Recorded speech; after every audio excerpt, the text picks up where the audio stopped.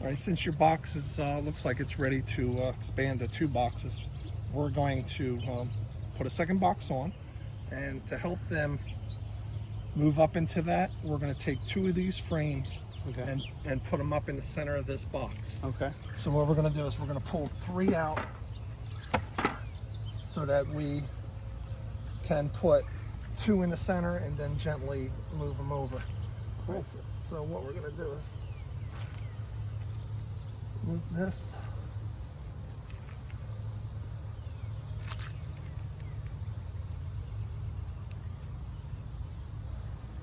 You always want to give yourself a little extra room. All right, so I see in here there's brood.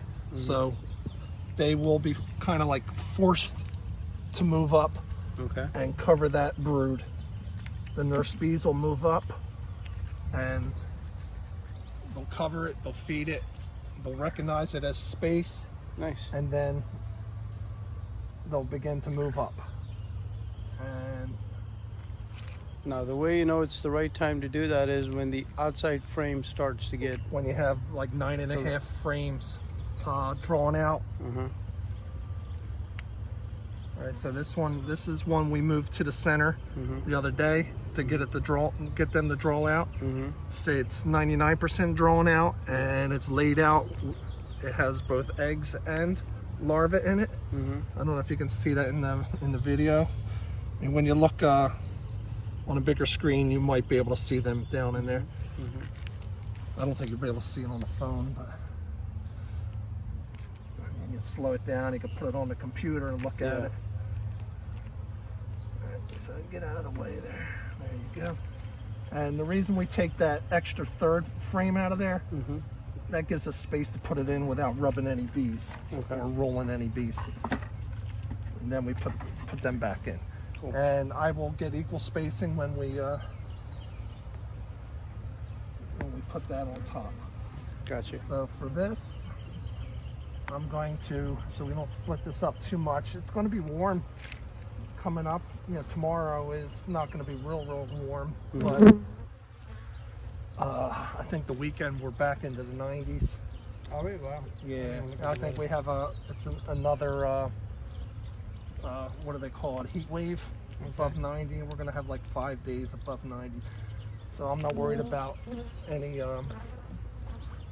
chilling of brood.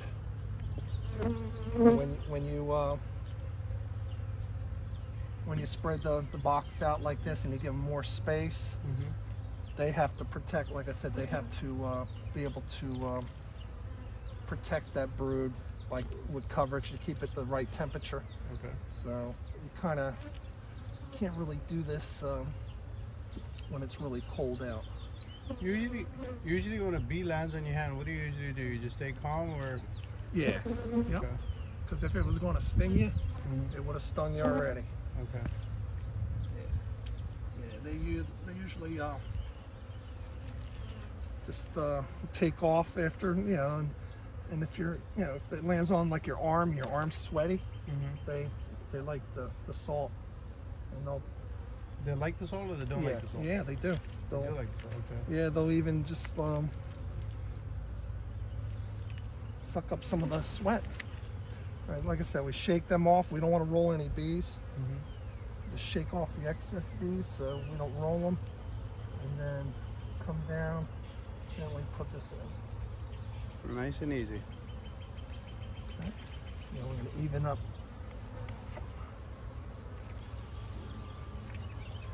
All right, since we're going to put another box on, we want to get them down a little bit. So we're going to give them very little bit of smoke. Too much smoke gets them going, gets them all riled up. We're moving around too much. We just want them to go down into the box. Get off the edge of the box so we don't crush it. All right. All right, so the pretty side is on this side, right?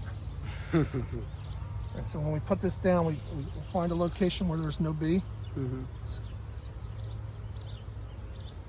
Line it up, and then when we come over here, when we start putting this down, you can't really do this with a heavy box, but with a light box, you can kind of like bounce.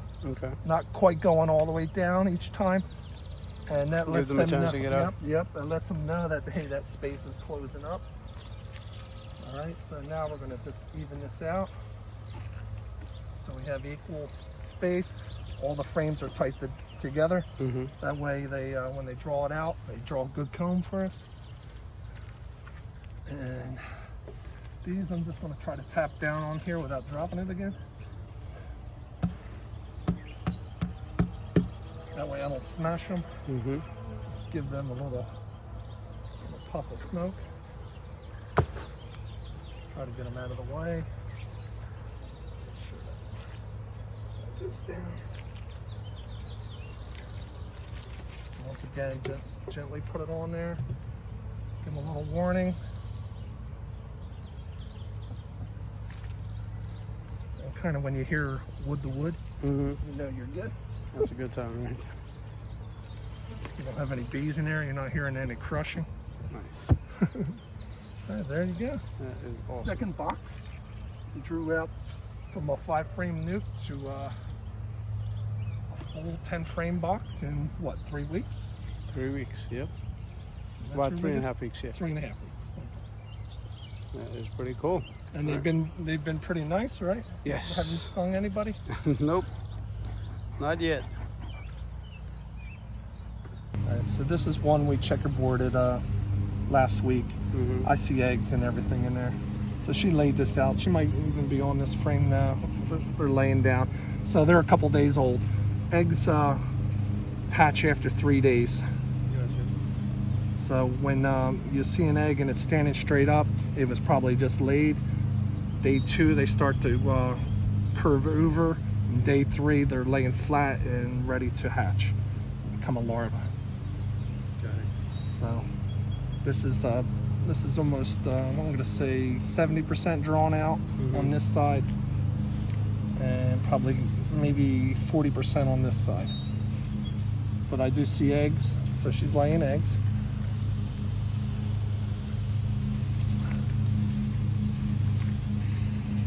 And the hot weather will help them out a lot, Okay. because it won't need to cover so much. So this is all. Oh, I'm starting to get sweat in my eyes. Yeah, next week's gonna be fun, huh? 90 degrees. Yeah. Well, I don't know if. I think starting on Friday this week, it's 90, and then 94, 95, and the weekend's going to be like that. And then I think it goes down to the 80s again. Well, what I'd like to see is just all this brood to emerge. Just think of all those bees that are in there. I mean, it's not quite full, but it's 7,000 bees on each side. So How many bees do you think? 7,000 cells on Okay. each side, I believe. Okay. I'll have to double check that.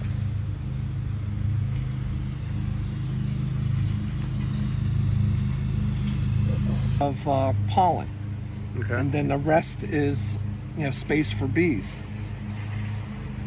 When they start, where the brood is, when they start, it's called backfilling. Mm-hmm. When they start doing that, that's telling you they don't have enough room. And you always want to have room for your queen to lay. Okay. And if she runs out of space to lay, she's going to swarm. Gotcha. So you want to look at that. But yeah, there'll be times where we have to pull a frame out of the brood box that's all honey. And Mm-hmm. what we do is we extract it and then put it right back in. Okay. And that way that opens up space for the queen. Got it. See how they have honey up on top right here? Yes. Yes. And that's what I was talking about, that band of honey. Mm-hmm. And then underneath that, they'll often have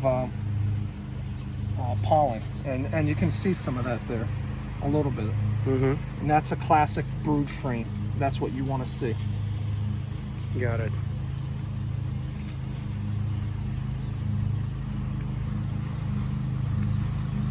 And if you have a lot of honey in your brood nest, you got to get it out, because they're telling you, we don't have enough room, we're going to swarm. And usually if they swarm, you don't get a honey crop. Not always, but Usually when they swarm, do they go far or? It depends on where they find a suitable nest. They could go across the river. Okay. You know, they may not do it all in one swoop. You know, because the queen needs the rest, so they may find a location near the edge of the river and bivouac for you know, a couple hours or even a day, and then fly across the river. Got it. Or, you know, they could do it all at once. Depends. You still have that bee tree, right? You know, where that swarm moved in? Oh yeah. Yep. And do you still have bees up in your attic? Or Yes. Yes, that happened a few months ago. Yeah. All right, we're putting in the beetle bus, right? Called beetle busters. Okay. All right, diatomaceous earth in there. I think you use that for, what do you use that for, your chickens too? Yes, I do.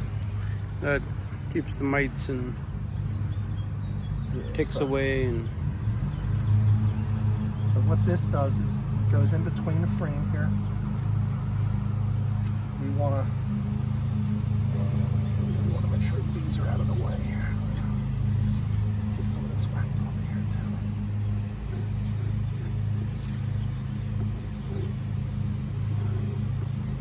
So it lays flat. We'll try to get it down there before they get underneath of it. Okay. All right, so what they do, a healthy hive will chase the beetles around and corral them.